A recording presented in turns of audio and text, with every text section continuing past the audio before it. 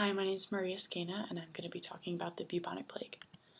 So, the characteristics of this disease are a sudden onset of flu-like symptoms, which usually occur 2 to 5 days after exposure to bacteria. Other symptoms include seizures and the characteristic buboes, which are swollen lymph glands found in the groin, armpits, and neck generally. The bacteria that causes this disease is Yersinia pestis, which is a gram-negative bacillus facultative anaerobe, and it is a non-modal, non-spore-forming bacteria. And it's generally susceptible to tetracyclines, chloramphenicol, aminoglycosides, sulfonamides, and fluoroquinolone antibiotics. So the way this disease is transmitted is that an infected rat has this bacteria inside of it, and a flea drinks the infected rat's blood, and then the bacteria they reside within the flea's abdomen and form a clot, and so that the next time that the flea is trying to drink from something or is biting something, instead of taking in something, it instead vomits back up the bacteria that it took in originally from the infected rodent. And so 25,000 to 100,000 organisms come out and go into the victim, and they migrate to the regional lymph nodes of the victim and are phagocytized by mononuclear phagocytes of the victim.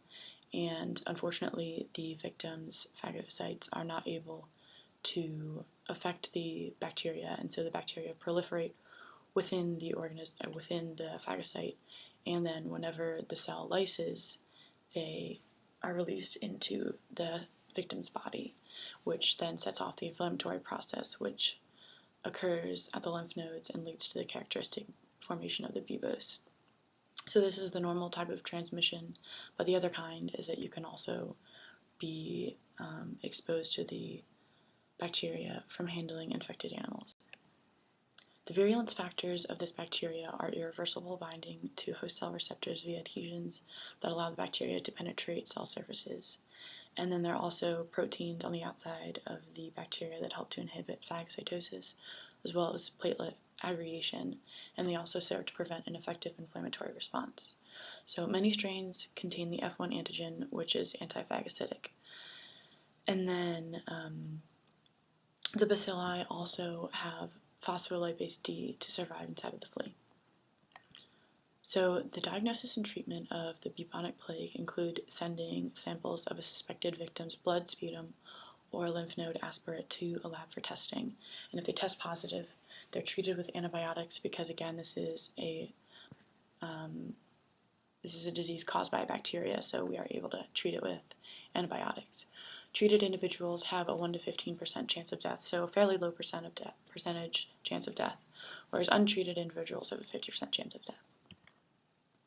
The plague has been around for a long time, so the first recorded instance we have of this is in 541 AD. It's called the Plague of Justinian, and the modern estimate suggests that half of Europe's population was killed during this time before the plague disappeared in the 700s, and at the height of the epidemic, up to 10,000 people a day were dying in Constantinople. The plague affected both the economic and military capabilities of the Byzantine Empire because farmers were affected because they were dying, so they weren't able to produce as much of a harvest, and so there was a famine, and then militarily they were losing soldiers. So they were also unable to have as good a military as they had before the plague. Whenever anyone hears bubonic plague, generally what comes to mind is the medieval plague or the Black Death. The Black Death was caused by this bacteria, but it had 3 different manifestations. Bubonic plague is just one of them, but it did play a large role in this epidemic. So what happened is the plague broke out in China in the 1330s, and then traders brought it to Italy, which then it was spread to the rest of Europe in 1347. Over the next 5 years, the Black Death killed nearly a third of the European population, so over 20 million people. And the plague reappeared every few generations for centuries. But better sanitation ultimately helped decrease the impacts of the disease over time. On the right, I have a map of the spread, so you can see where it starts in Italy and then spreads northward and outwards from there. And then I have this quote from Boccaccio, who was an Italian who witnessed the plague but did not die from it, and wrote the Decameron based on his experiences and what he witnessed. And so we know some things about the plague based on his experience then and what he wrote about it. It says, "How many valiant men, lovely women, and handsome youths, whom even Galen, Hippocrates, and Asclepius would have judged to be in perfect health, dined with their family, companions, and friends in the morning, and then in the evening with their ancestors in the other world," which again shows how virulent and deadly this plague can be, or was in the past.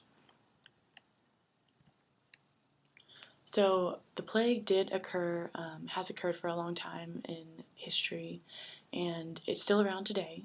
So between 2000 and 2009, 20,000 people were infected worldwide. And generally the infection was contracted from fleas from infected rodents, bad camel meat, and sick herding dogs.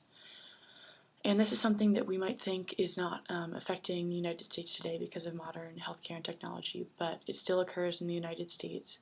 In the same time period, there were 56 deaths. Generally, the deaths occur in the western part of the United States from infected squirrels and rodents. And in my research, I saw just an article last week about an outbreak in Madagascar that's trying to be contained right now. So the last outbreak that they had was 10 years ago. The plague is often found in developing countries in Africa. And in Madagascar, the most current outbreak, there are 138 infections in the past year, as well as 47 deaths. So the plague is something that's been around for a while, and it's something that we would expect maybe to have been eradicated by now. But because it's carried by rodents, we haven't been able to completely eradicate it yet. And it's probably not going to happen. But again, because it's a bacterial infection, we are able to treat it with modern day technology. That's all I have. Thank you.